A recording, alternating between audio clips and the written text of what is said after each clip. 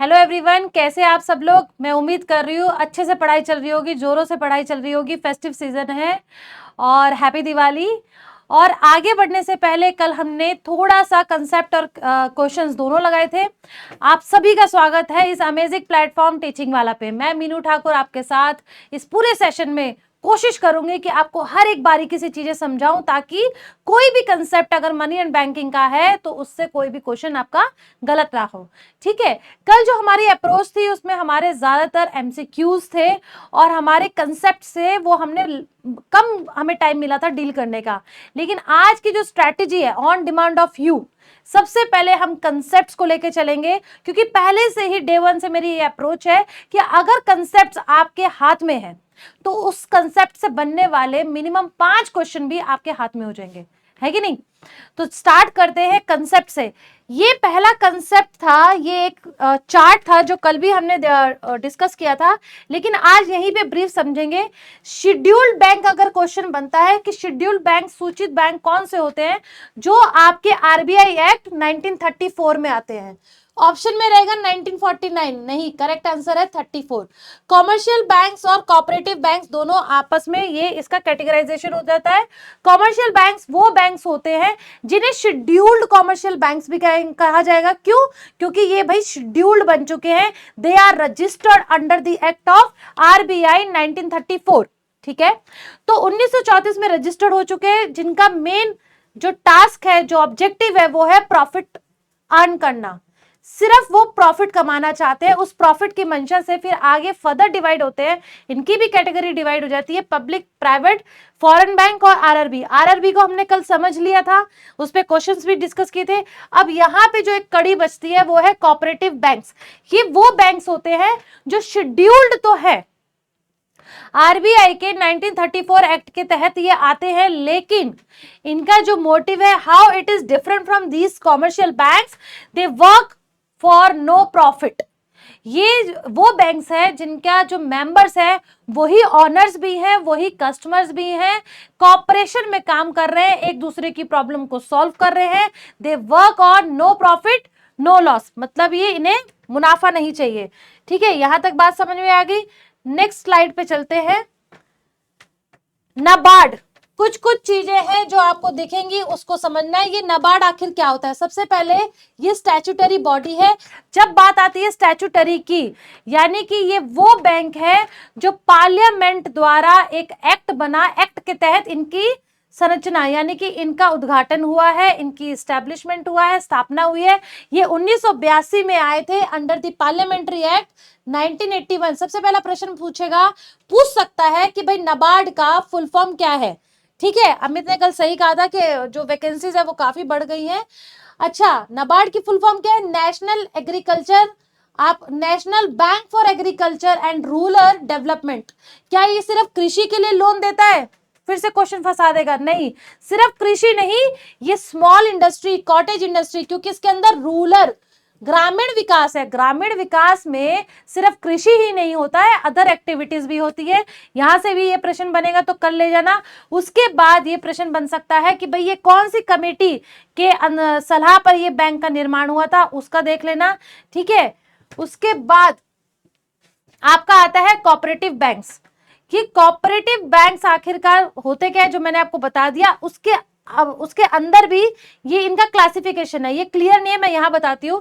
ये लिखा है एग्रीकल्चर क्रेडिट इंस्टीट्यूशन, यानी कि कोऑपरेटिव बैंक्स दो भाग में विभाजित होती है। एक वो इंस्टीट्यूशन रहेंगे, एक वो संस्था रहेगी जो सिर्फ कृषि से संबंधित एक्टिविटीज को प्रमोट करेगी, और एक वो इंस्टीट्यूशंस रहेगा जो नॉन एग्रीकल्चर, यानी कि जितनी भी आपकी गैर कृषि, उसके अलावा जो भी एक्टिविटी है उसको प्रमोट करेगा, उसको फाइनेंस करेगा। ठीक है, आपकी एग्रीकल्चर जो है उसके फर्दर ये दो पार्ट में डिवाइड होती है। एक शॉर्ट टर्म क्रेडिट है, जैसे छोटे छोटे अगर मान लो बीज खरीदना है, उसके लिए अगर लेना है सामान जो इरिगेशन से रिलेटेड है, तो वो शॉर्ट टर्म क्रेडिट आ जाता है। ठीक है, उसके बाद लॉन्ग टर्म, जैसे आपका ट्रैक्टर है, उसके लिए क्रेडिट चाहिए, तो वो लार्ज नंबर, बहुत ज्यादा पैसा चाहिए, तो वो लॉन्ग टर्म क्रेडिट में कंसीडर किया जाएगा। अब शॉर्ट टर्म क्रेडिट में आगे वो 3 भाग में विभाजित है। एक है स्टेट कोऑपरेटिव, एक है सेंट्रल कोऑपरेटिव, एक है प्राइमरी कोऑपरेटिव। ठीक है जी। उसके बाद लॉन्ग टर्म के अंदर आता है लैंड डेवलपमेंट बैंक, ये बहुत इंपॉर्टेंट है, यहां से पूछा जा सकता है क्योंकि ये क्वासी कॉमर्शियल, इसे बैंक्स भी कह सकते हैं। क्यों कह सकते हैं? ये थोड़ा सा अपना प्रॉफिट ले लेता है। लैंड डेवलपमेंट बैंक जो लॉन्ग टर्म क्रेडिट देता है under the cooperative credit institution. ठीक है जी, चलिए नेक्स्ट बढ़ते हैं। हाँ, अब आता है आरबीआई का फंक्शन क्या है। इस पे कल हमने क्वेश्चन भी डिस्कस किए थे आरबीआई के फंक्शन पे। यहाँ पे देखिए कि आरबीआई एक तो सबसे पहले इसका प्राइम गोल है मौद्रिक नीति, ठीक है। ये मौद्रिक नीति जो है उसका निर्माण, उसके तहत, उस नीति के तहत ये अपने सारे डिसीजन लेता है। मेन कार्य क्या होता है? मनी सप्लाई, मनी सप्लाई को मेंटेन करना, मनी सप्लाई को ही बैलेंस करना, सो दैट इन्फ्लेशन जो है वो आपका बैलेंस रहे। इन्फ्लेशन का कैप रखा हुआ है 2 to 6%। इस कैप के बीच में ही, इस इतना जो लिमिट है उसके बीच में ही ये इसका होना चाहिए, ठीक है। चलिए उसके बाद आपका आता है, इसमें लिखा है प्राइस स्टेबिलिटी, यानी कि ये मॉनेटरी पॉलिसी जो है वो आपका बनाएगा भी और वो उसके बाद इंप्लीमेंट भी करेगा। अच्छा, यहां से पहले एक फैक्ट बता दूं, मैंने कहा था कि नाबार्ड जो है वो किसी कमेटी के तहत बना था, वो था बलवंत, ठीक है। नहीं, बलवंत करके नहीं था, वो पूरी कमेटी का नाम क्या था? शिवरमन, शिवरमन, बलवंत राय तो आपका उसका में आ गया पीआरए में। शिवरमन जो कमेटी है उसकी सलाह पे नाबार्ड का एस्टेब्लिशमेंट हुआ था। तो कई बार पूछ लेता है कि कौन सी कमेटी की सलाह पे हुआ है, ठीक है। तो यहाँ पे आप जैसे लीड बैंक का था नरीमन कमेटी, कल हमने डिस्कस किया था। अब देखिए आरबीआई का सबसे पहला क्या है कि वो मॉनेटरी पॉलिसी को फॉर्मेट करेगा, फॉर्मुलेट करेगा, उसके बाद इंप्लीमेंट करेगा, मॉनिटर भी करेगा, लगातार मॉनिटर करता है। इसीलिए मौद्रिक नीति क्वार्टरली भी पब्लिश होती है, हर क्वार्टरली। अब बात करें आरबीआई का फाइनेंशियल ईयर कौन सा है। आरबीआई का फाइनेंशियल ईयर 1 अप्रैल टू 31 जून, 31 मार्च नहीं होता, इसका होता है 1 जुलाई टू जून, 30 जून। ये बात याद रखना, इस पे भी प्रश्न पूछा गया है। क्वेश्चन पूछ लेगा एक छोटा सा क्वेश्चन कि भाई फाइनेंशियल ईयर आरबीआई का क्या है। अच्छा, ये प्राइस स्टेबिलिटी करता है, यस ऑफ कोर्स ये करता है। इन्फ्लेशन को मेंटेन करता है, ये फाइनेंशियल सिस्टम को सुपरवाइज करता है, ये फॉरेन एक्सचेंज रिजर्व को भी मैनेज करता है और करेंसी का ये इशू भी करता है, करेंसी को डिस्ट्रॉय भी कर सकता है, ठीक है। उसके बाद आपका क्या आता है? ये बैंकर है सेंट्रल एंड स्टेट गवर्नमेंट का, तो ये सेंट्रल गवर्नमेंट को भी लोन देता है जरूरत पड़ने पर और स्टेट गवर्नमेंट को भी लोन प्रोवाइड करता है। ये बैंकर्स का भी बैंक है, इसलिए banker to bank by maintaining banking account of all the scheduled commercial bank, जितने भी शेड्यूल्ड कॉमर्शियल बैंक्स हैं उन सबका खाता जो है आरबीआई मेंटेन करता है। इसीलिए आरबीआई भाई करता धरता है, इसीलिए आरबीआई लास्ट रिजॉर्ट है। जब भी बैंक्स का दिवालिया अगर होने वाला है, अगर उन्हें कोई प्रॉब्लम फंस रही है तो RBI is there to help them out, ठीक है जी। चलिए नेक्स्ट, ये हिंदी में इसका ट्रांसलेशन है। अब आते हैं, ये एक शॉर्ट अगर फंक्शंस देखें तो ये मनी और करेंसी को इशू करता है, डिस्ट्रॉय भी कर सकता है, बैंकिंग लाइसेंस को भी इशू यही करता है। जो गवर्नमेंट है, बैंकर सरकार का भी यही बैंकर है, चाहे वो केंद्र की हो चाहे वो राज्य की हो। फॉरेन करेंसी का कस्टोडियन है, कॉमर्शियल बैंक्स को ये उधार पैसा देता है। Debt manager for government, government की जितना भी देनदारी, गवर्नमेंट को उधार जहां जहां से लिया है, जहां उसे चुकाना है, उसको भी ये मैनेजर करता है, मैनेज करता है on the behalf of treasury bill और गवर्नमेंट सिक्योरिटी का लेना देना। Account settlement and central clearance, credit controller. चलिए अब आते हैं मौद्रिक नीति। मैंने कहा कि मौद्रिक नीति के तहत प्राइस स्टेबिलिटी लेकर आता है कौन? आरबीआई, ठीक है। स्टेबिलिटी मतलब इन्फ्लेशन को कंट्रोल करता है। कैसे? महंगाई है, कैसे करेगा? 2 मेथड है, क्योंकि भाई महंगाई यहाँ पे सिर्फ याद रखिएगा, एक क्वेश्चन यहां से भी बनता है कि आरबीआई जो कीमत बढ़ती है उसके पीछे 2 ही कारण होते हैं, एक तो होता है डिमांड, दूसरा होता है सप्लाई। अगर किसी वस्तु के निर्माण में लागत ज्यादा आई है तो वस्तु का दाम महंगा हो जाएगा, या फिर कोई अगर किसी के पास बहुत अत्यधिक पैसा आ गया है, उसने मांग कर करके दुकानदार को मजबूर कर दिया कि भैया हमारे पास तो बहुत पैसा है, आप जितनी भी कीमत बढ़ा लो, हम तो खरीदने को तैयार है। तो मांग के द्वारा भी कीमतें बढ़ती हैं और सप्लाई के द्वारा भी कीमतें बढ़ती हैं। लेकिन अगर हम आरबीआई मॉनेटरी पॉलिसी यानी मौद्रिक नीति की बात करें तो हम डिमांड लेड इन्फ्लेशन को देखते हैं। यानी आरबीआई जो कंट्रोल करेगा प्राइमरली वो डिमांड लेड को करता है, सप्लाई लेड को नहीं करता है। सप्लाई लेड किसकी जिम्मेदारी हो जाती है? केंद्र सरकार, यानी कि आपकी मिनिस्ट्री ऑफ फाइनेंस। ठीक है, अब यहां पे बात करते हैं डिमांड की। ये जो लोग हैं जिनके पास ज्यादा अत्यधिक पैसा आ चुका है, उस पैसे को कंट्रोल करना है। उस पैसे को कंट्रोल कैसे किया जाएगा? वो पैसा आखिरकार आया कहां से? सबसे पहला जो सोर्स होता है वो है बैंक। बैंकों ने इनको इतना पैसा दे दिया। क्यों दे दिया? क्यों लोगों ने बैंकों से पैसा खरीद लिया? क्योंकि बैंक पैसा बांट रही है, उधार दे रही है बहुत सस्ते रेट ऑफ इंटरेस्ट पे। क्यों दे रही है? क्योंकि बैंक के पास भी बहुत सारा पैसा आ गया। जब आपके पास बहुत सारा पैसा आएगा तो जैसे बहुत सारी वस्तु है तो आप उसको सस्ते में बेच देंगे। ऐसी बैंकों के पास बहुत सारा पैसा है, वो चाहता है उसका प्रोडक्ट क्या है? लोन ही उसका प्रोडक्ट है। वो लोन जो है वो उसकी वस्तु है जिसके आधार पर वो प्रॉफिट कमा रहा है। अब उसको ये पता है कि भैया मैं सस्ते दाम पे, अगर सस्ते लो रेट ऑफ इंटरेस्ट पे अगर मैं लोन दूंगी एज अ बैंकर, तो मेरे ग्राहक बहुत सारे आ जाएंगे, बहुत सारे अट्रैक्ट होंगे, क्योंकि लॉ ऑफ डिमांड क्या कहता है? कम दाम और अधिक उसकी मांग। ठीक है, तो भाई बैंक के पास इतना जो पैसा आया है उसे कॉन्ट्रैक्ट करना है आरबीआई को, क्योंकि आरबीआई का जनता के साथ सीधा तो लेना देना है नहीं। तो आरबीआई क्या कहेगा? आरबीआई वो तरीका अपनाता है, वो मेथड अपनाता है जिससे कि बैंक जो है वो कम लोन दे। किसको? पब्लिक को। पब्लिक के पास पैसा कम होगा तो खुद ब खुद मनी जो सप्लाई है वो कंट्रोल होगी और इन्फ्लेशन डाउन हो जाएगा। तो इसके लिए दो ब्रॉड मेथड निकल के आए, एक है क्वांटिटेटिव मेथड, एक है क्वालिटेटिव। पहले क्वालिटेटिव पे चलते हैं। आरबीआई क्या करेगा? सभी बैंकों को बुलाएगा, प्यार से समझाएगा, ठीक है, मोरली बूस्ट करेगा, उनको बोलेगा कि भैया ऐसा मत करो। इनडायरेक्ट तरीके से समझा कर कि भैया जनता के पास बैंक जो पैसा है वो कम पहुंचे। लेकिन ये बहुत ज्यादा सिद्ध हो नहीं पाता है।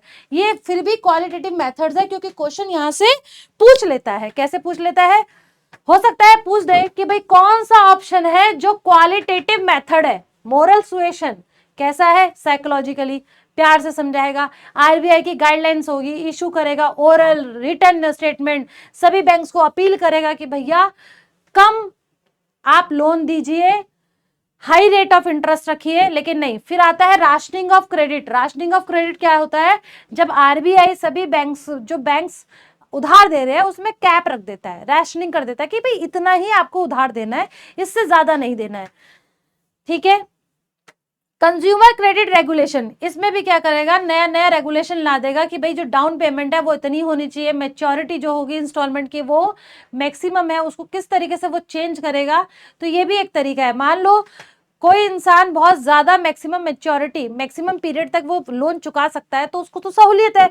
लेकिन अगर उस पीरियड को कट कर दिया जाए तब तो वो बहुत डिस्करेज हो जाएगा ना लोन लेने के लिए, क्योंकि उसको कम समय में अपना वापस करना है लोन बैंक को। ये भी हो सकता है। मार्जिन रिक्वायरमेंट, इसमें क्या होता है? कई बार बैंक्स क्या करते हैं, जो शेड्यूल्ड कॉमर्शियल बैंक्स हैं वो आरबीआई से जब उधार लेते हैं, आरबीआई से उधार लेने पे जो गिरवी रखते हैं उसका जो उस गिरवी के आधार पर, जैसे गवर्नमेंट सिक्योरिटी, मैं एसबीआई हूं, मैंने आरबीआई पे उधार रखा कि भाई मेरे को इसके बदले आप लोन दे दो। लेकिन आरबीआई क्या करेगा? आरबीआई उसकी वैल्यू को कम करके लोन देगा ताकि बैंक के पास पैसा कम से कम पहुंचे और ताकि वो आगे पब्लिक को कम लोन दे। तो जो मनी सप्लाई हाई है इन्फ्लेशन में वो कंट्रोल हो जाए। ठीक है, चलिए हिंदी में ट्रांसलेशन है। नेक्स्ट है क्वांटिटेटिव मेथड्स। अगर हम मात्रात्मक की बात करें, वो मेथड्स जिसके अंदर हमारी ये टूल्स हैं, इन टूल्स के थ्रू ही मार्केट में प्राइस स्टेबिलिटी आती है, मनी सप्लाई मेंटेन की जाती है। कैसे? बैंक रेट है, रेपो रेट है, रिवर्स रेपो रेट है, तो ये सारे रेट से वन बाय वन डिस्कस करते हैं। बैंक रेट आखिरकार क्या होता है? लेकिन उस रेट से पहले क्योंकि मैंने यहाँ कहा कि ये लेटेस्ट डेटा है, अभी हाल फिलहाल में सभी शेड्यूल्ड कॉमर्शियल बैंक्स को अपना टोटल जमा राशि का इतना रखना है भाई, अपना 5.515% नहीं, वो CRR रखना है, ठीक है। अब बैंक्स कह रहा है कि भाई आपको अपना टोटल जमा राशि का इतना % रिजर्व रखना है। यहां तक पहुंचने के लिए भी मैंने सोचा कि क्यों नहीं आपको ये बता दिया जाए कि टोटल डिपॉजिट आखिरकार है क्या, ठीक है। आप जब भी देखोगे नोट्स में तो NDTL लिखा है। NDTL मतलब होता है net demand and time liability, यानी कि जितना भी जनता का बैंक में डिपॉजिट है, एक तो डिमांड डिपॉजिट है जो कल बताया था, और एक फिक्स डिपॉजिट है, वो दोनों को जोड़ दो तो बैंकों के पास जितना पैसा है उस पैसे का वो रेट निकाला जाता है, ठीक है। ये डिमांड डिपॉजिट है जिसमें सेविंग्स हो गया, करंट अकाउंट हो गया, वो भी डिमांड है। टाइम लायबिलिटी में आपकी FD आ गई, सर्टिफिकेट्स आ गए, गोल्ड आ गए एंड सो ऑन।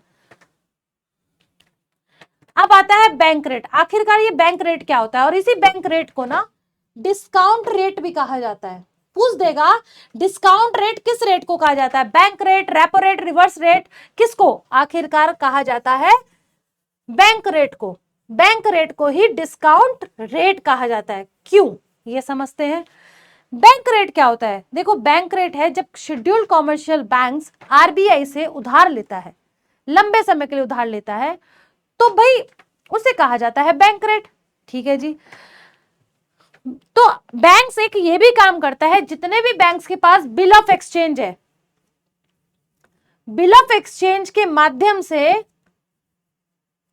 वो bill of exchange banks RBI को ऑफर करता है और बदले में उससे लोन ले लेता है। अब ये बिल ऑफ एक्सचेंज क्या है ये समझना है।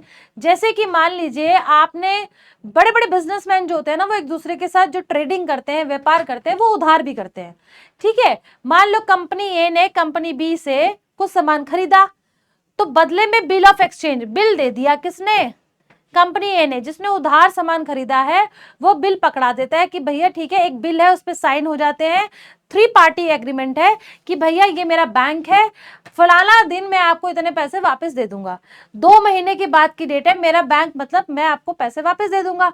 अब क्या होता है, जो दूसरा जिसने भैया उधार पे दिया है, बेचा है सामान, उसको 1 महीने बाद ही पैसे की जरूरत पड़ गई, उसके पास वो बिल ऑफ एक्सचेंज तो आ गया है जिसमें लिखा है 2 महीने बाद भाई आपका 10 लाख का जो पैसा है वो 2 महीने बाद मिल जाएगा, मेरा बैंक आपको दे देगा, आप ये डालिएगा, बैंक के पास जाइएगा और 10 लाख रुपए आप ले लेना। लेकिन मान लीजिए SBI है, उसको पहले जरूरत पड़ गई, वो क्या करेगा, bank will knock the door of RBI, SBI जाएगा RBI के पास और बोलता है कि सर आप, ऐसा है ये 10 लाख रुपए का बिल ऑफ एक्सचेंज है, ये आप रख लीजिए और मुझे बदले में पैसे दे दीजिए।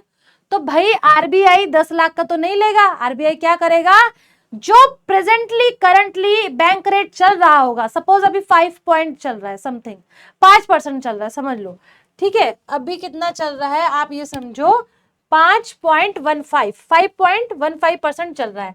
तो RBI कहता है ठीक है, 10 लाख का ये जो अमाउंट है इस पे इतना % करके इतना जो है डिडक्ट कर दो, वो बाकी मैं दूंगा।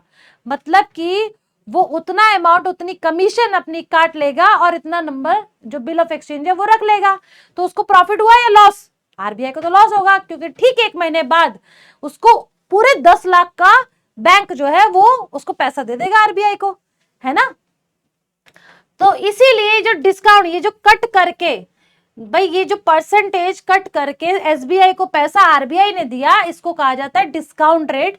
इसीलिए बैंक रेट को डिस्काउंट रेट भी कहा जाता है। यहाँ पे लिखा है bank rate influence lending rate of commercial banks, higher bank rate will also translate to the higher lending rates by the bank. ये नहीं, यहाँ पे लिखा है yes, it is also the standard rate at which the RBI will buy or discount bill of exchange and other commercial such commercial instruments। तो presently अभी क्या bank rate चल रहा है, 5.15%, ठीक है, ये हिंदी में ट्रांसलेट है। उसके बाद आता है रेपो रेट, रीपर्चेज, इसमें ना ये शॉर्ट टर्म है। लिक्विडिटी एडजस्टमेंट फैसिलिटी 1998 में भाई 1998 में ये फील हुआ, इवन उससे पहले 1996 में ही ये फील किया गया सभी बैंकों को कि भाई हमें शॉर्ट टर्म के लिए उधार चाहिए, मतलब बहुत इमरजेंसी सिचुएशन है उसके लिए भी हमें उधार चाहिए आरबीआई से। तो कुछ टर्म्स निकल के आई, कुछ रेट्स आए जिसका नाम था लिक्विडिटी एडजस्टमेंट सिस्टम के अंदर आपका आया रेपो रेट और आपका आया रिवर्स रेपो रेट। अब रेपो रेट क्या होता है कि जब बैंकों को शॉर्ट टर्म के लिए उधार चाहिए तो बैंक आरबीआई का दरवाजा खटखटाते हैं और बदले में गिरवी रखते हैं, कोलेट्रल रखते हैं, गवर्नमेंट सिक्योरिटी बेच देते हैं। बेच करके जो पैसा लेते हैं उस वो आपका क्या है, लोन है, रेपो रेट है, ठीक है। तो आरबीआई कहता है ठीक है आप अपनी सिक्योरिटी बाद में मुझसे दोबारा रीपरचेज कर लेना। वो कौन से रेट पे परचेज करोगे, जो अभी का प्रेजेंट चल रहा होगा, जैसे कि अभी है 6.5%। सीधी सी बात है, जब जितने कॉमर्शियल बैंक्स आरबीआई से लोन लेते हैं शॉर्ट टर्म के लिए लेते हैं, अगेंस्ट दी कोलेट्रल गिरवी रखते हैं गवर्नमेंट सिक्योरिटी, उसको कहते हैं repo rate. Reverse repo rate just उसका उल्टा है। जब आरबीआई ये देख रहा है कि बैंक तो बड़ी धड़ल्ले से पैसा पब्लिक को बांट रहा है, तो उससे पैसा कॉन्ट्रैक्ट करने के लिए, उससे पैसा कम करने के लिए आरबीआई उन्हें ऑफर करता है रिवर्स रेपो रेट, कि आप जनता को उधार दोगे, बदले में क्या मिलेगा आपको, उससे ज्यादा मैं आपको प्रॉफिट दे रहा हूं, आप मुझे पैसा दे दीजिए, मैं आपको बदले में ब्याज दूंगा। तो भाई बैंक सोचते हैं कि ये तो और अच्छा ऑप्शन है, क्योंकि सिक्योर्ड है, दुनिया को अगर हम लोन देंगे तो वो डूबने का भी चांस है, आरबीआई को तो ऐसा डूबने का चांस है नहीं, रिस्क फ्री है। तो reverse repo rate just repo rate के उल्टा है। ये जनरली माना गया है कि आरबीआई जैसे रेपो रेट है, रेपो रेट मान लो 5% है, तो रिवर्स रेपो रेट उसके लेस देन होती है। भाई सही बात है ना, आरबीआई जब लोन दे रहा है तो वो ज्यादा ब्याज लेगा, लेकिन जब वो लोन ले रहा है तो वो कम ब्याज देगा, अपना तो प्रॉफिट सोचेगा ही ना। तो प्रेजेंटली कितना चल रहा है रिवर्स रेपो रेट, 3.35, देखो 6.5 से बहुत नीचे है। क्यों है इतना डिफरेंस? जनरली 1% का गैप होता है, लेकिन ये तो बहुत ज्यादा गैप है।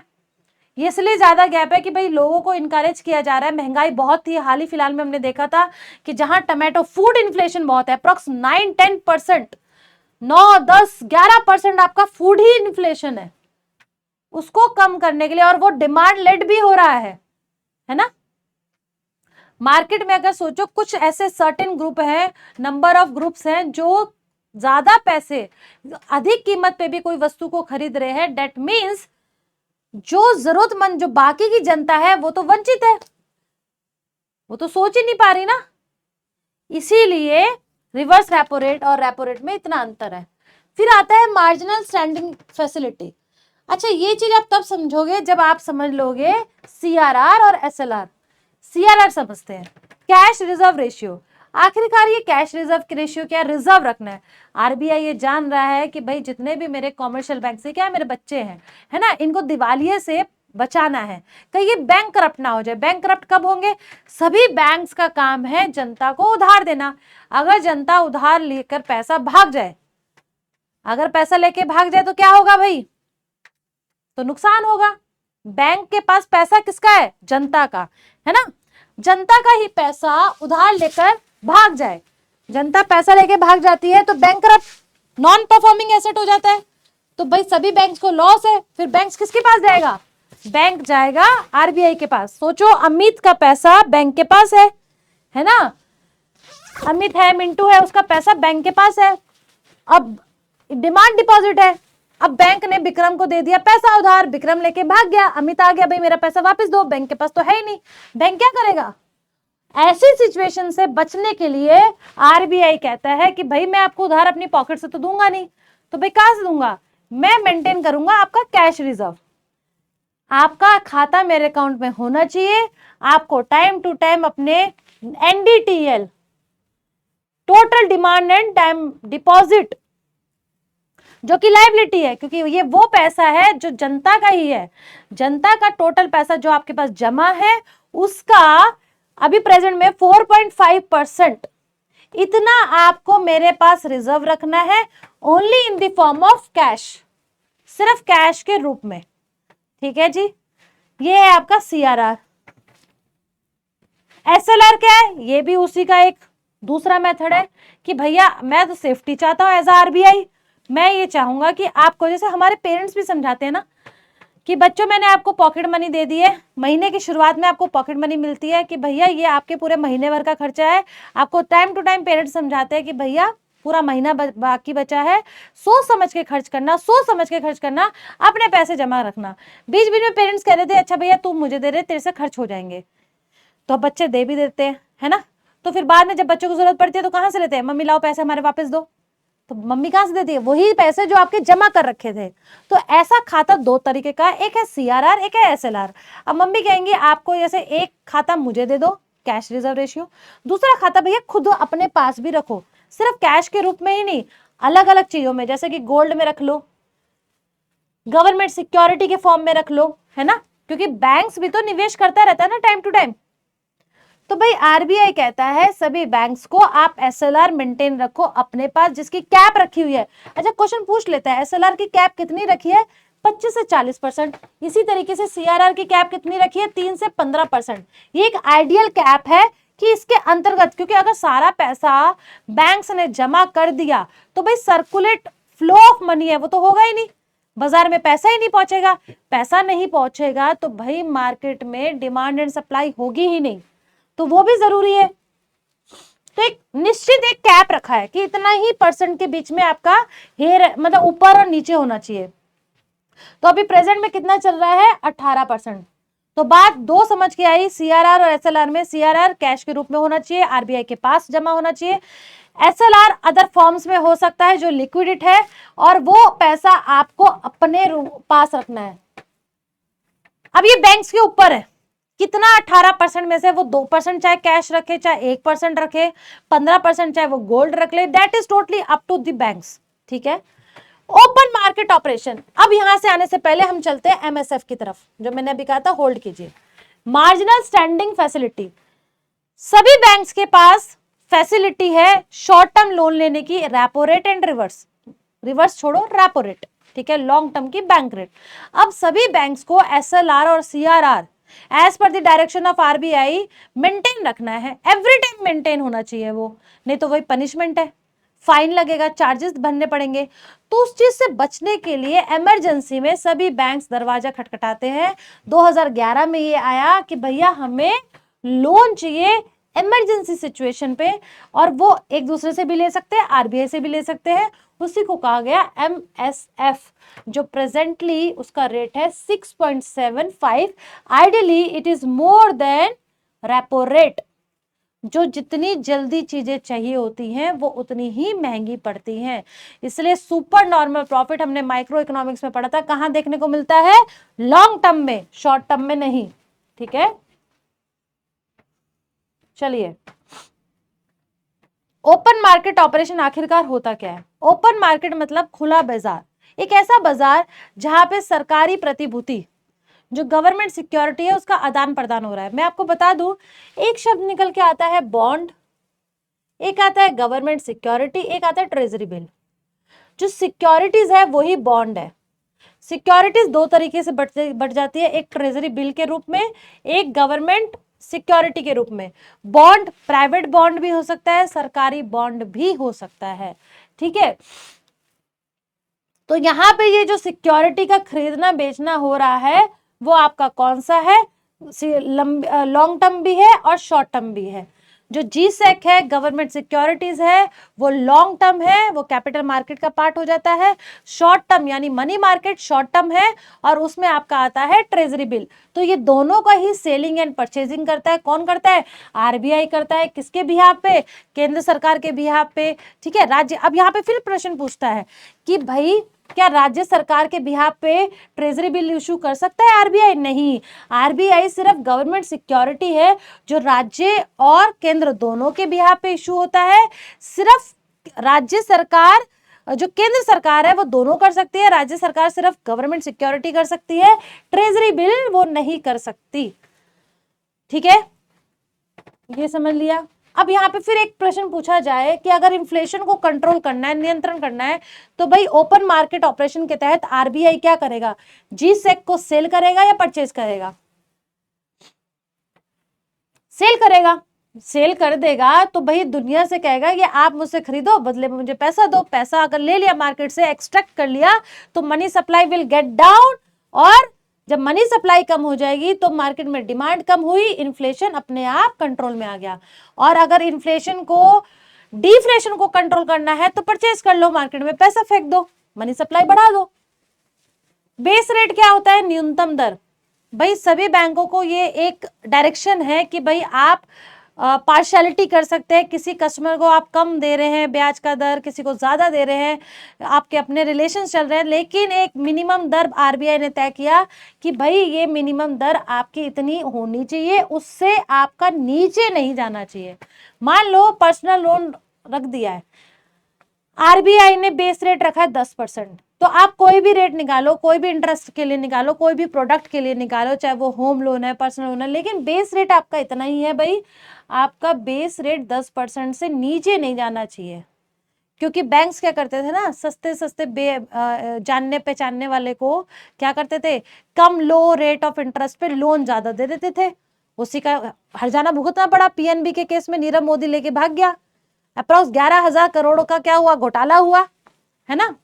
तो उन सब बैंकरप्टी से बचने के लिए ये बेस रेट ऐसा फ्यूचर में ना हो, तो ये रखा गया। अब एक क्वेश्चन पूछा है यहाँ पे, विच of the following statement given an accurate picture of the effect of the rise of the reverse repo rate. अगर रिवर्स रेपो रेट बढ़ जाती है तो क्या होगा? अगर आरबीआई रिवर्स रेपो रेट बढ़ा रही है तो क्या होगा? Option A, demand for goods and service in the country will decrease, demand for goods and services will increase, में इंक्रीज, में डिक्रीज, नो इफेक्ट। देखो ये तो होगा नहीं। अब इसमें आओ, पहले और दूसरे में। अगर रिवर्स रेपो रेट बढ़ा दिया जाए, आरबीआई बढ़ा रही है, बढ़ाने पे क्या होगी, जनता जितना है वो सारा का सारा पैसा किसको दे देगी? जनता नहीं, बैंक्स। बैंक्स किसको देगा? बैंक्स जो दुनिया को लोन दे रहा था, बैंक्स आरबीआई को लोन देगा। क्यों? To gain maximum returns. तो वहां से जब वो उसको देगा तो जनता के पास पैसा कम पहुंचेगा। जब कम पैसा पहुंचेगा तो वो डिमांड को क्या करेगा? डिक्रीज कर देगा। Inflation will get down. So option A is correct. ठीक है जी, चलिए नेक्स्ट चलते हैं, नेक्स्ट प्रश्न की तरफ। हिंदी में भी देख सकते हैं, जैसे कि कौन सा कथन रेपो दर में वृद्धि के प्रभाव की सटीक तस्वीर दर्शाता है या देता है? Which of the following statements given या gives an accurate picture of the effect of the increase in the repo rate. अगर रेपो रेट इंक्रीज हो गया है तो क्या होगा? Option A, money supply will decrease, money supply will increase, money supply पहले initially बढ़ेगा फिर घटेगा, ये तो हो ही नहीं सकता, या फिर कोई इफेक्ट। तो ऑप्शन ए और बी में से कौन सा करेक्ट है? अगर रेपो रेट बढ़ता है तो मनी सप्लाई विल डिक्रीज, तो ऑप्शन ए इज करेक्ट। बस इतना समझ लो, जितना भी इन्फ्लेशन को कंट्रोल करना है तो जितनी भी रेट है उन सबको बढ़ा दो। अगर सारी रेट इंक्रीज है तो इन्फ्लेशन कंट्रोल में आ जाएगा। ठीक है जी, चलिए अब सब मार्केट, जैसे कि कैपिटल मार्केट में इंस्ट्रूमेंट्स होते हैं, ऐसे ही आपके मनी मार्केट में भी इंस्ट्रूमेंट्स हैं।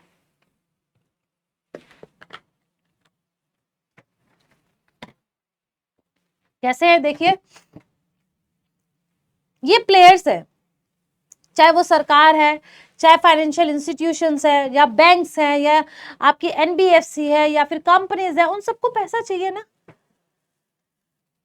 सबको पैसा चाहिए, क्या सबके सब आरबीआई से लेंगे? सिर्फ नहीं, तो कैसे लेंगे? क्या क्या चीजें वो कर सकते हैं आपस में, कैसे वो सोर्सेस को बढ़ाए, जनता को भी इनवाइट करें, जिससे कि उनकी सारी जो जरूरतें हैं रिसोर्स कलेक्शन की, कैपिटल की, वो पूरी हो सके।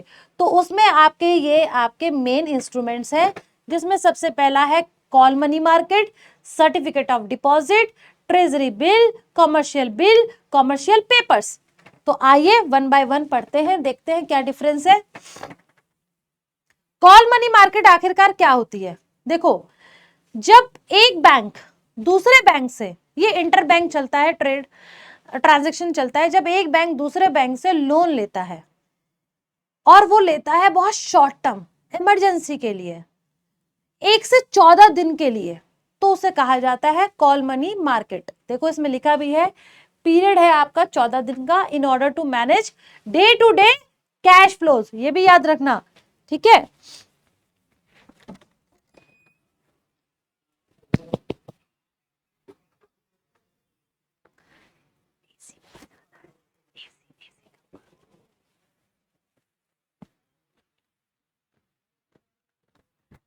तो भाई पूछेगा कॉल मनी मार्केट में क्या चीज है इंपॉर्टेंट, जहां शेड्यूल्ड कॉमर्शियल बैंक आपके क्या है, पार्टिसिपेंट है, दे बोरो और लैंड, एक दूसरे को लैंड भी कर सकते हैं, बोरो भी कर सकते हैं।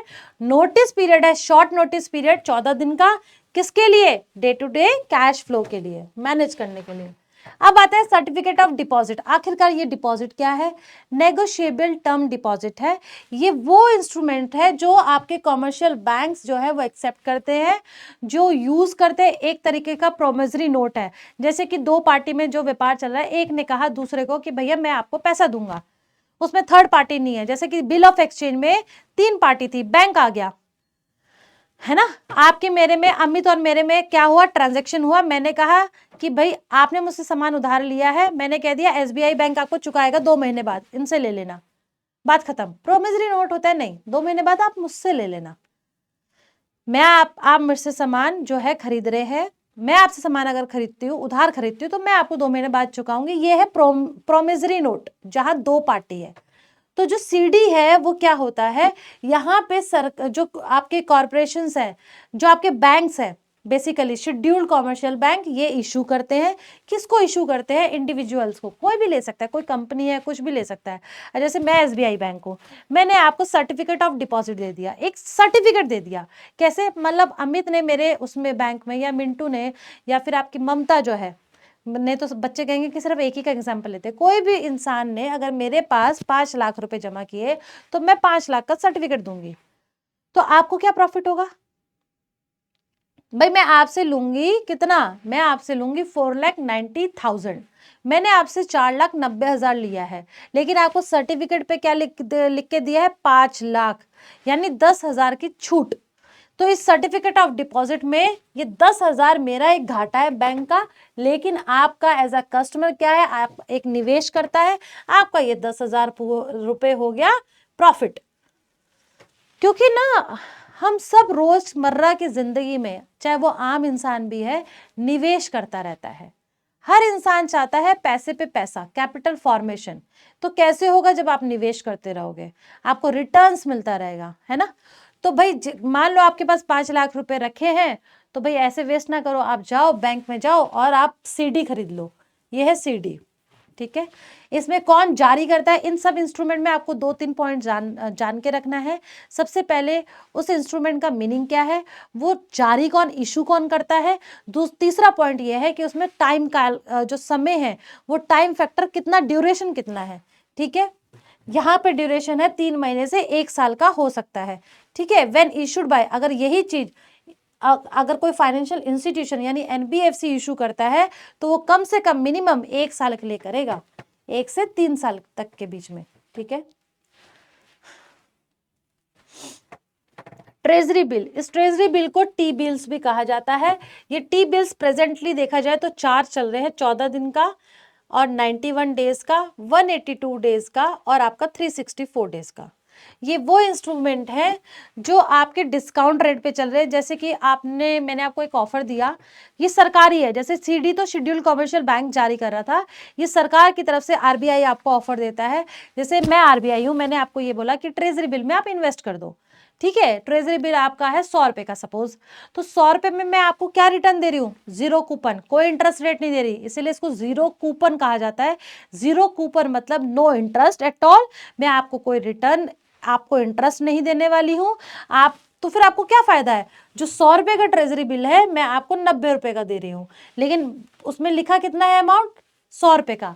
ये 100 रुपए का ट्रेजरी बिल जो है वो आप कहीं पे भी बेचेंगे, किसी टाइम पे भी बेचेंगे, तो आपको कितना मिल जाएगा, आपको 100 रुपए मिलेगा, लेकिन देना कितना है, 90 रुपए। 10 रुपए किसका प्रॉफिट हुआ, आपका, है ना।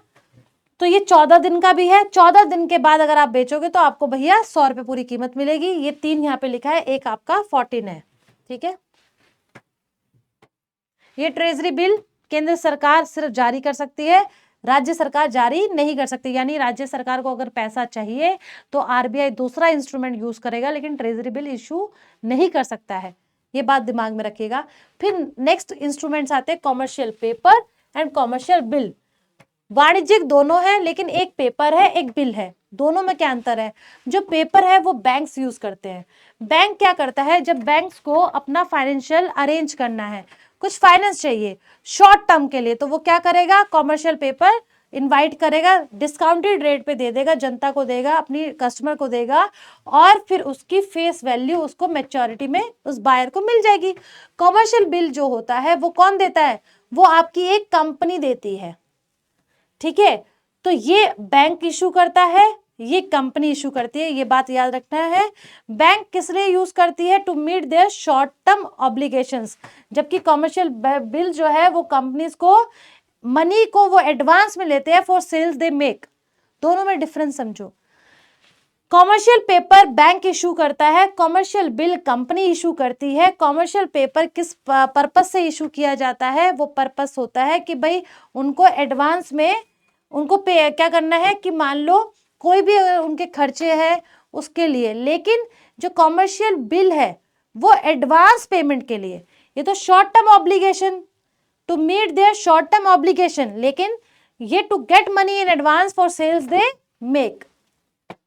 नेक्स्ट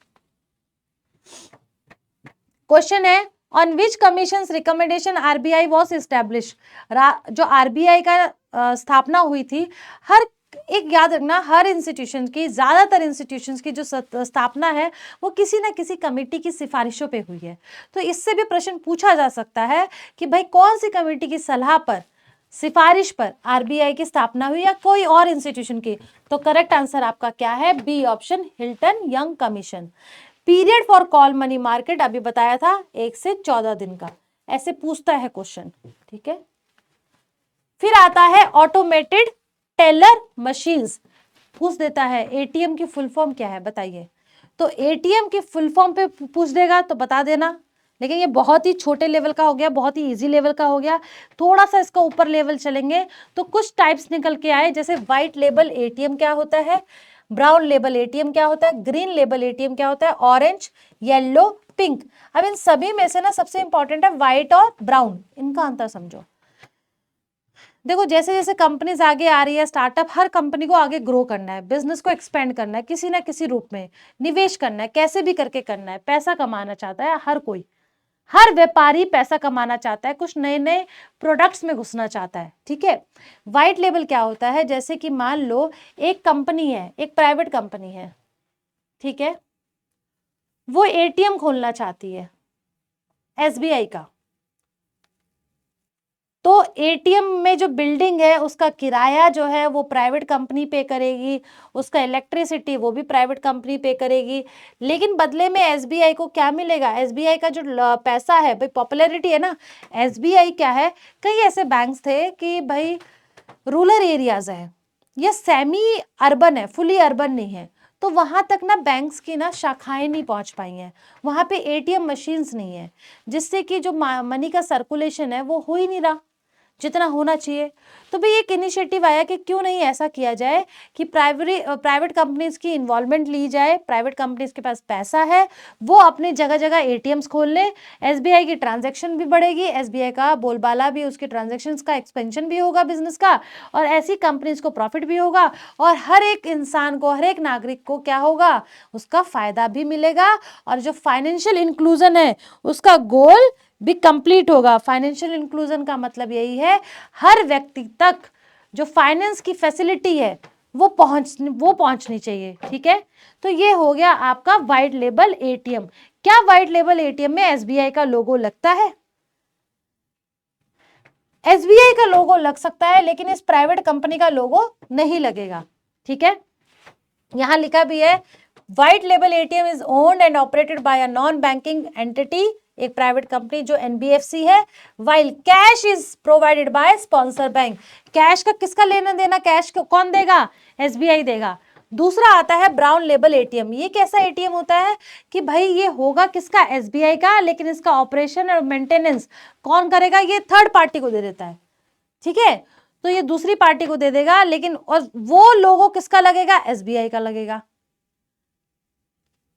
यानी कि इसका ट्रांजैक्शन किसका होगा, दूसरी कंपनी का। अब देखो कैसे, यहाँ पे क्वेश्चन भी बना है, ATM that are owned and managed by non-banking entities are known as brown label ATM। ठीक है, तो नहीं sorry, correct answer is white label. White label में था ना कि भाई होगा किसका, मैनेज कौन कर रहा है, owned and managed by NBFC as known as. ठीक है, ATM तो इसका है, प्राइवेट कंपनी का, लेकिन वो उसका वो जो पैसा है वो किसका है, स्पॉन्सर बैंक का। अब आता है नॉन परफॉर्मिंग एसेट। आखिरकार ये NPA होता क्या है।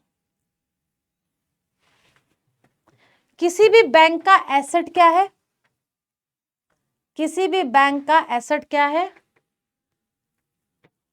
किसी भी बैंक का एसेट है लोन। एसेट वो हर चीज होती है जो रिटर्न वैल्यू क्रिएट करती है ना, जिसकी रिटर्न वैल्यू है। जैसे आप फ्रिज खरीद के लेकर आए, है ना, फ्रिज आपने खरीदा, आज खरीदा 40,000 का, कल क्या उसे बेचोगे तो 40 मिल जाएगा, नहीं मिलेगा। गोल्ड खरीदा आज आपने, मान लो 1 लाख रुपए का, कल उसको बेचने जाओ 1 लाख से ऊपर ही मिलेगा, वो आपका एसेट है ना। तो आपका जो बैंक है, बैंक देता है जनता को लोन। लोन बैंक को क्या देता है, लोन जो है वो बैंक को ब्याज कमा कर देता है। 5% ब्याज लगा दिया, वो 5% जो ब्याज की इनकम है बैंक की, वो कौन दे रहा है, आपका लोन दे रहा है। इसीलिए लोन जो है वो बैंक के लिए क्या है, एसेट। अब सोचो, ये लोन जिसको मैंने दिया एज अ बैंकर, मैंने जिसको ये पैसा उधार दिया, वो मेरा पैसा उधार लेके भाग जाए, तो मेरा एसेट क्या है, ब्याज ही नहीं मिलेगा मेरे को। तो मेरा एसेट जो है वो परफॉर्म नहीं कर रहा है। तो भाई ऐसे एसेट जो परफॉर्म नहीं करते उन्हें कहा जाता है नॉन परफॉर्मिंग एसेट। ठीक है, तो भाई इसके लिए यहाँ पे डेफिनेशन है, क्या डेफिनेशन है, NPA इज अ लोन और advance for which the principal और इंटरेस्ट। अगर कोई भी लोन 90 दिन तक सामने वाला व्यक्ति, जो मेरा उधार जिसने लिया है, जो मेरा डेटर है, मेरा देनदार है, अगर उसने 90 दिन तक ना तो प्रिंसिपल अमाउंट वापस किया और ना ही ब्याज उसने समय पे दिया, तो वो मेरा क्या कहलाया, NPA, है ना। और NPA अब बैंक्स को फिर से उसे क्लासिफाई किया है, उसको बताना है कैसा, कैसे है, 3 भाग में डिवाइड है। पहला आता है सबस्टैंडर्ड एसेट। ये वो एसेट होते हैं जो NPA है बट लेस देन और इक्वल्स टू 12 मंथ्स। यानी कि भाई वो NPA जो 12 महीने यानी 1 साल से नीचे है। 90 दिन तो आपके कितना हो गया, 3 महीना। अब सब स्टैंडर्ड एसेट वो हो गए जो 12 महीने तक NPA बने हुए हैं, मतलब ये वाली कंडीशन आगे आपकी 12 मंथ्स 1 साल तक बनी हुई है। डाउटफुल एसेट क्या होता है कि भैया अगर ये डाउट आ जाए कि भाई वो एसेट जो है वो अभी आपके 12 महीने तक बने हुए हैं, सब स्टैंडर्ड ही रह जाए, तो डाउटफुल, डाउट होने लग रहा है कि भैया वो आएगा भी पैसा या नहीं आएगा। ठीक है, सब स्टैंडर्ड 12 महीने से नीचे, डाउटफुल मतलब 12 महीना हो गया, सब स्टैंडर्ड बन चुका है। लॉस एसेट यानी 12 महीने से जब ऊपर का समय हो जाए तो ये मान लेगा बैंक कि भैया अब पैसा वापस नहीं आएगा। अगर विक्रम ने अमित को उधार दिया है, अमित ने 12 महीने तक, 3 महीने तक नहीं दिया, तो समझ लो वो NPA बन गया। अगर वो 12 महीने से नीचे 12 महीने तक वेट करेगा, कौन, विक्रम। अगर विक्रम क्या एक बैंकर है, ऐसे मान के चलिए। अब मान लीजिए कि भाई 12 महीना भी बीत गया, तो अमित जो है, विक्रम जो है, वो कंफर्म हो जाएगा कि भाई ये तो अब लॉसफुल है, अब उस पर कोई भी मुझे पैसा वापस नहीं मिलेगा। और वो पैसा किसका था, वो ममता का पैसा था जो अमित को दे दिया था, किसने, विक्रम ने। अब ममता आ गई पैसा वापस मांगने, तो विक्रम कहाँ से देगा, विक्रम जाता है RBI के पास। RBI कहाँ से देता है, RBI वो कैश रिजर्व से दे देता है। लेकिन फिर वही बात आती है, CRR किसका था भाई, CRR जो मेंटेन किया था वो बैंक ने अपनी जेब का नहीं जमा किया था, वो अगेन किसी और दूसरे का पैसे का कुल राशि रखा हुआ था। तो अगेन ये सबसे बड़ी समस्या है, क्योंकि जो टोटल डिपॉजिट, जिसका डिपॉजिट का आप कुछ परसेंट अपने पास रख रहे हैं या आरबीआई के पास कैश के रूप में रख रहे हैं, वो भी तो आपकी लायबिलिटी है, वो भी तो आपको किसी ना किसी को वापस करना है। तो ये टोटल जो है प्रॉब्लम का सीआरआर और एसएलआर जो है वो सॉल्यूशन नहीं है। एनपीए से निपटने के लिए समय समय पे रूल्स, रेगुलेशंस, इनिशिएटिव जैसे सरफासी एक्ट हो गया है ना, ये सारी चीजें ली जाती है सरकार द्वारा। अब सरफासी से पूछ सकता है कि उसकी फुल फॉर्म क्या है, बहुत बारीकी से क्वेश्चन पूछेगा। आप सोचेंगे बहुत बड़ा बड़ा चीज पढ़ के जाएं, कई बार ऐसा होगा सिर्फ एक छोटा सा क्वेश्चन पूछ देगा। तो आपको छोटा, आसान और बड़ा, टफ दोनों ही हाथ में रखने हैं। अब एक प्रश्न है यहाँ पे, मनी मार्केट और पूंजी बाजार, इन दोनों में अंतर क्या है? What is the difference between money market, जिसे हम मुद्रा बाजार भी कहते हैं, और एक पूंजी बाजार है, इन दोनों में क्या अंतर है? देखते हैं, पूछ देता है, यहां से भी प्रश्न बनते हैं, तो पता होना चाहिए। दोनों ही किसका हिस्सा है? भारतीय financial system, Indian financial system, है ना, इंडियन फाइनेंशियल सिस्टम। भारतीय वित्त प्रणाली का ये दो प्रकार, दो सिस्टम है, एक तरफ मुद्रा बाजार है, दूसरी तरफ पूंजी बाजार है। अगर शॉर्ट पीरियड के लिए उधार चाहिए या लोन या रिसोर्स का कलेक्शन लेना है तो मुद्रा बाजार में जाएंगे, लॉन्ग टर्म में जाना है तो पूंजी बाजार जाएंगे। शॉर्ट टर्म में आपका क्या है, ट्रेजरी बिल आ जाएगा, यहाँ क्या आएगा, गवर्नमेंट सिक्योरिटी आ जाएगा, शेयर्स आ जाएगा, बॉन्ड्स आ जाएंगे, म्यूचुअल फंड आ जाएंगे, वेंचर कैपिटलिस्ट आ जाएंगे, आपका एंजल इन्वेस्टर आ जाएंगे। इसका कर्ता धर्ता कौन है? आरबीआई। इसका कौन है? सेबी। 1 साल से नीचे 365 डेज, मोर देन 365 डेज। इसके अंदर सब मार्केट आ गई, आपकी कॉल मनी मार्केट है, आपका सर्टिफिकेट ऑफ डिपॉजिट है, ये सारे किसके इंस्ट्रूमेंट है? मुद्रा बाजार के। ऑपरेशन मार्केट जो है वो आपका दोनों से रिलेशन है इसका, ठीक है। तो ये समझ में आ गया, आगे बढ़ते हैं। ये उसका हिंदी में ट्रांसलेशन है एनपीए का। नेक्स्ट स्लाइड है सरफासी एक्ट। जैसे कि मैंने बताया, सरफासी की फुल फॉर्म ही पहले, सबसे पहले आपको पता होना चाहिए क्या है, securitisation and reconstruction of financial asset and enforcement of security interest act 2002, और इसी को ही सरफासी एक्ट कहते हैं, जो कि भारतीय एक इंडियन लॉ भी है। ये बैंक को अलाउ करता है, बाकी फाइनेंशियल कंपनीज को भी अलाउ करता है कि कैसे भी वो करके जिसने आपका पैसा जो है वो नहीं दिया है तो उसके खिलाफ वो एक्शन ले सकता है, उसकी प्रॉपर्टी को जब्त भी कर सकता है ना। ये बैंक्स को हिदायत दी गई है, ये बैंक्स को एक निर्देश है कि ऐसा लीगल माना जाएगा। Next, which of the following is not concerned with banking organisation? कौन सा इनमें से है जो बैंकिंग ऑर्गेनाइजेशन से कंसर्न नहीं रखता? पहला, बैंक रेट, फिस्कल डेफिसिट, तीसरा क्रेडिट क्रिएशन, चौथा कैश रिजर्व रेशियो यानी सीआरआर। तो करेक्ट आंसर क्या है? Fiscal deficit. ये क्या है? राजकोषीय घाटा। ये कब देखने को मिलता है? जब आपका बजट में क्या होता है, आपके जब बजट में एक्सपेंडिचर मोर देन इनकम, है ना। जब सरकार की इनकम, जो बजट क्या है, analysis of income and expenditure. अगर 1 साल के अंदर आपका खर्चा ज्यादा था, इनकम कम थी, तो आपका एक्सपेंडिचर हो गया मोर देन इनकम, तो आपका क्या हुआ? घाटा, डेफिसिट। तो वो कौन देखता है? वो मंत्रालय देखती है, केंद्र सरकार, यानी कि आपकी मिनिस्ट्री ऑफ फाइनेंस। जबकि पूछ क्या रहा है? बैंकिंग। बैंकिंग का लेना देना है ही नहीं, डायरेक्ट नहीं है, इनडायरेक्ट तो हर चीज में बैंकिंग है ही है, ऐसी बात नहीं है। Credit control. क्रेडिट कंट्रोल का मतलब क्या होता है? पहला option, contraction of credit, extension of credit only, extension and contraction of money supply, none of this. तो करेक्ट आंसर क्या होगा? करेक्ट आंसर आपका होगा extension and contraction of money supply. क्यों बच्चों, क्यों होगा ऐसा? क्योंकि वो ये नहीं कह रहा क्रेडिट कंट्रोल मतलब कि इन्फ्लेशन को बिल्कुल जीरो पे ले आओ। इन्फ्लेशन को माइनस कर दो, इन्फ्लेशन को कंट्रोल, कंट्रोल का मतलब ये होता है, कंट्रोल मतलब ये नहीं होता कोई भी चीज को समाप्त कर देना, कंट्रोल होता है बैलेंस बनाए रखना। बैलेंस बनाए रखने के लिए कभी नरम तो कभी गरम, तो कभी आरबीआई शक्ति करेगी मनी सप्लाई को, कंट्रोल रिड्यूस करेगी, तो जितने भी रेट्स हैं उन सबको बढ़ा देगी, लेकिन कभी कभी उसको लिबरल होना पड़ेगा, क्योंकि अगर सारा मार्केट में पैसा आपने मनी सप्लाई हटा दी, मार्केट में फिर लोग जो कस्टमर हैं, जो कंज्यूमर्स हैं, उनके पास तो परचेजिंग पावर ही नहीं होगी, वो को सामान ही नहीं खरीद पाएंगे क्योंकि उनके पास पैसा ही नहीं है। तो समय समय पे आरबीआई सिचुएशन के अकॉर्डिंग चीज़ों को बदलती फिरती रहती है।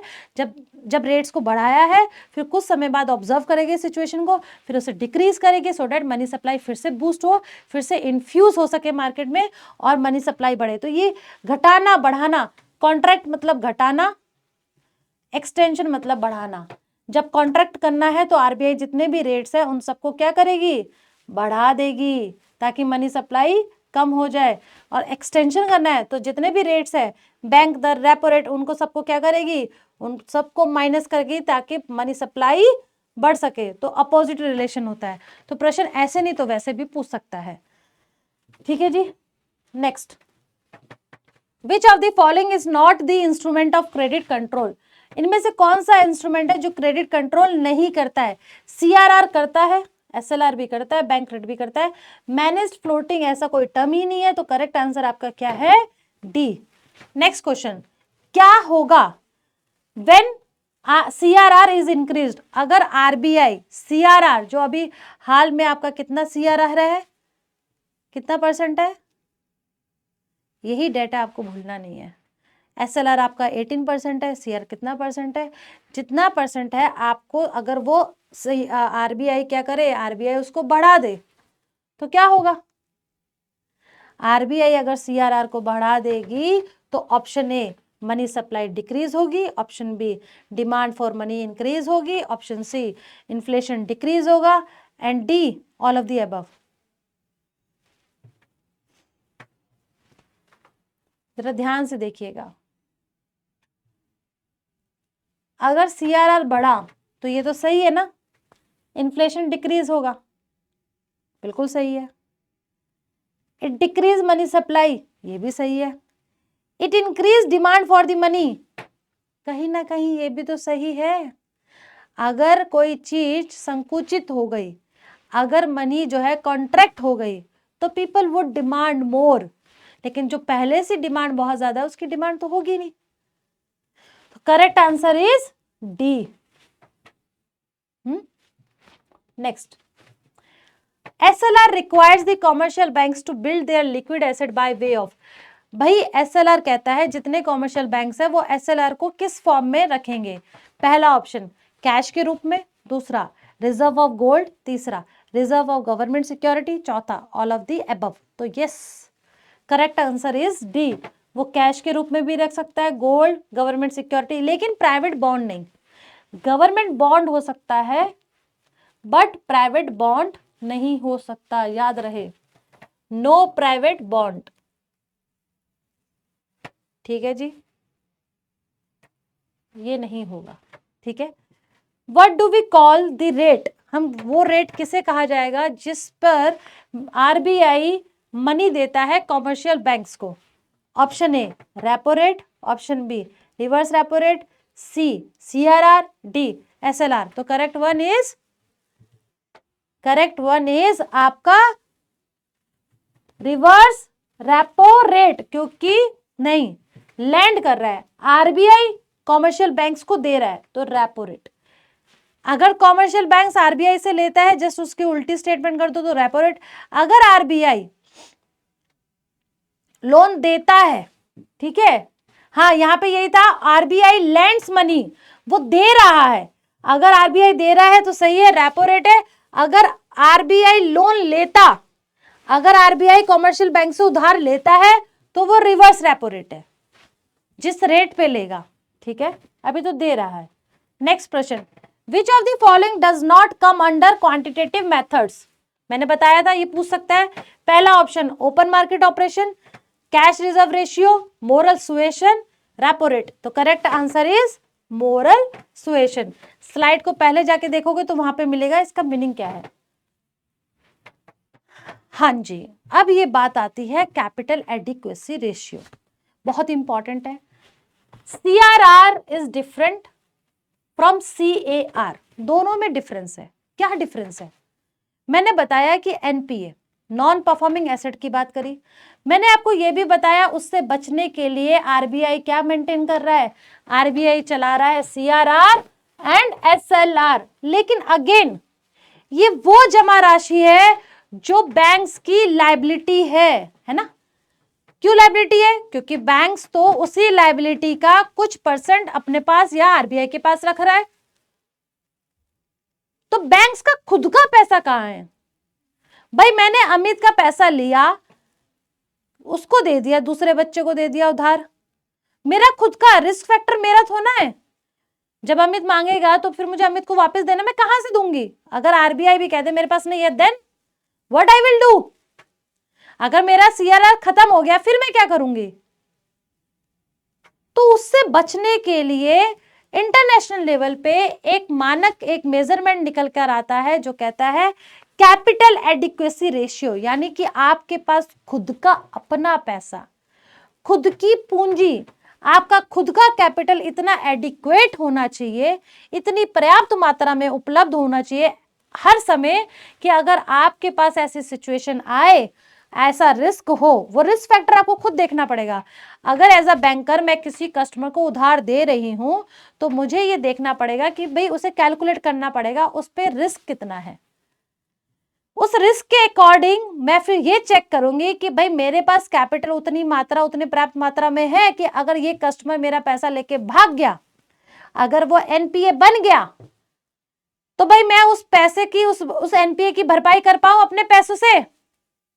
क्योंकि बिजनेसमैन का तो मतलब ही ये है रिस्क लेना, और रिस्क अपने दम पे लेना, ना कि दूसरे के दम पे रिस्क खेलना। तो कैपिटल एडिक्वेसी रेशियो का मतलब इसको capital to risk weighted asset भी कहा जाता है। एसेट मतलब लोन, उस लोन पे जितना रिस्क छुपा हुआ है उस रिस्क के अकॉर्डिंग आपके पास आपका खुद का पैसा कितना है।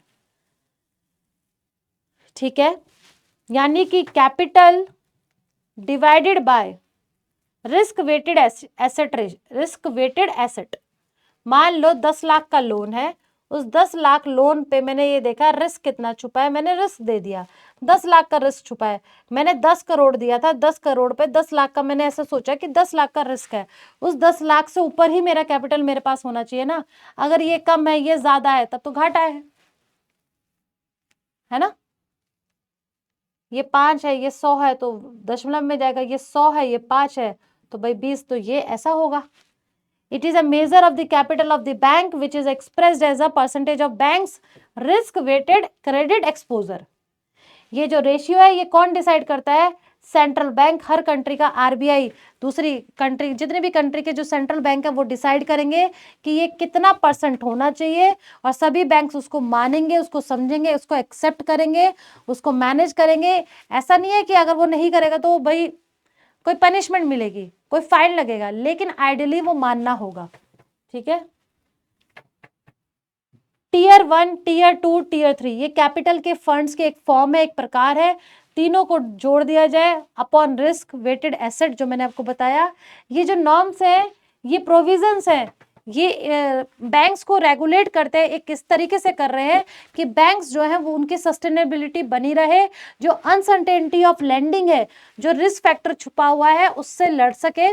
ठीक है, ये 1988 में, 1988 में एक कमेटी है, एक बॉडी निकल के आती है जिसका नाम था central banking bodies of developed economies, जो एग्री करती है कि हाँ भाई ये प्रोविजन होना चाहिए, ये CAR होना चाहिए। इसको बेसल एकॉर्ड, एकॉर्ड मतलब होता है एग्रीमेंट, बेसल मतलब क्या था? स्विट्जरलैंड में एक जगह का नाम है, एक प्लेस है, वहां पे ये सम्मेलन, वहां पे एक कॉन्फ्रेंस हुई थी, ये मीटिंग हुई थी डेवलप्ड कंट्रीज की, जिन्होंने मिलकर ये डिसाइड किया 1988 में कि हाँ भाई ऐसी CAR एडॉप्ट होनी चाहिए ताकि जनता की जो पैसा है वो ना डूबे।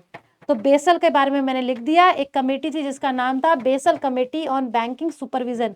इसकी फुल फॉर्म पूछ लेता है, पता होना चाहिए।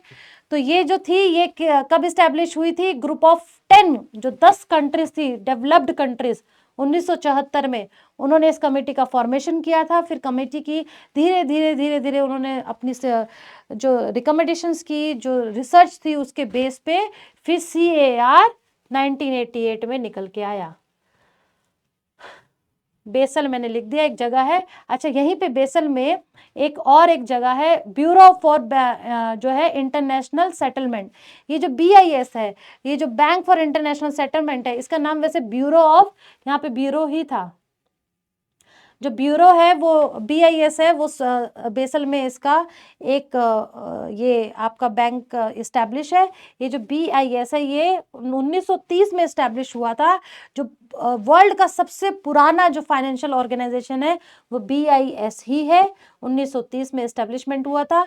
खैर, ये एक एडिशनल इंफॉर्मेशन थी जो मैंने यहाँ डाली।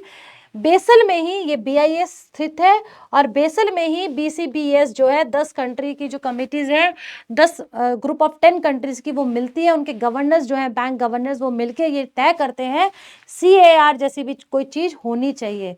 CAR का फॉर्मूला क्या है? Total capital. टोटल कैपिटल को मैंने अलग अलग बांट दिया, Tier 1, Tier 2, Tier 3। ये कैसे कैटेगरी है? जैसे कि एक कंपनी, एक बैंक है, Tier 1 कैपिटल वो होगा जो आपको ये घोषित करना होगा कि आपके पास खुद का पैसा क्या है। Tier 2 वो हो जाएगा कि भाई आपको ये भी बताना होगा अनडिस्क्लोज, वो पैसा जो आपने डिस्क्लोज नहीं किया था वो भी आपको बताना है। यानी कैपिटल जितना भी, जितने फॉर्मेशन में है वो सब बताना है। आपको फंडिंग कितनी मिली है वो भी आपको डिस्क्लोज करना होगा। ठीक है। Tier 3 पैसा ये हो जाएगा कि भाई आप मान लो जो लॉस भी अगर आपको हुआ है वो भी आपको शो करना है। तो आपके पास इतना कैपिटल का ब्रॉड पिक्चर मिलती जा रही है जिससे कि ये पब्लिश हो सके कि हाँ भाई ये बैंक अगर इतना लोन दे रहा है तो RBI उस पर नजर बना सके कि भाई तुम्हारा खुद का कैपिटल कितना है, जिसपे तुमने इतना रिस्क लेके किसी को इतना उधार पैसा कैसे दे दिया, ताकि कि बैंकरप्टेसी जो है वो बच सके।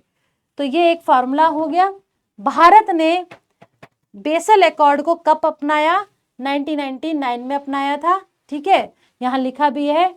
इंडिया ने अडॉप्ट किया बेसल 1। बेसल 1 आया 1988 में, बेसल 2 आया 2004 में, बेसल 3 आया 2008 में, जब लेमन ब्रदर्स का बैंकरप्टेसी जब ये हुआ था, रिसेशन हुआ था, है ना। उसके बाद फिर से और टाइट किया गया कि सभी बैंक्स को ये सलाह दी गई जो CAR है वो अपना 10% रखो।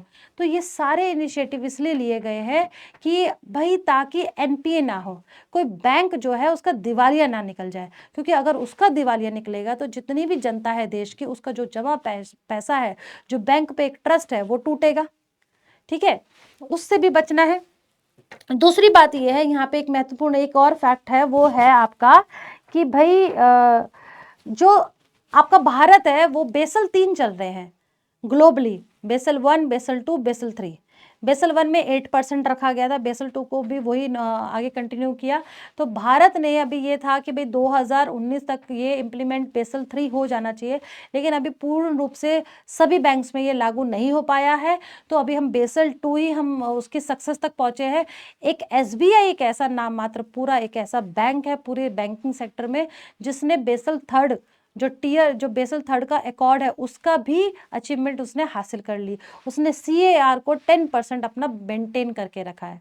यानी वो विन विन सिचुएशन है, उसका कभी भी दिवालिया निकलने का अभी फिलहाल तो भैया कोई चांस नहीं है। वो पूरी कमर कस करके अपना बैकअप करके रख के बैठा है। ठीक है, इसके साथ आज का चैप्टर हम यहाँ खत्म करते हैं। अगर इससे रिलेटेड कोई भी डाउट्स है, कुछ भी क्वेरीज है, आप कमेंट बॉक्स में लिख सकते हैं। नेक्स्ट हम मिलेंगे नेक्स्ट टॉपिक के साथ। स्टे ट्यून, मेहनत करिए, खूब पढ़िए और हैप्पी दिवाली।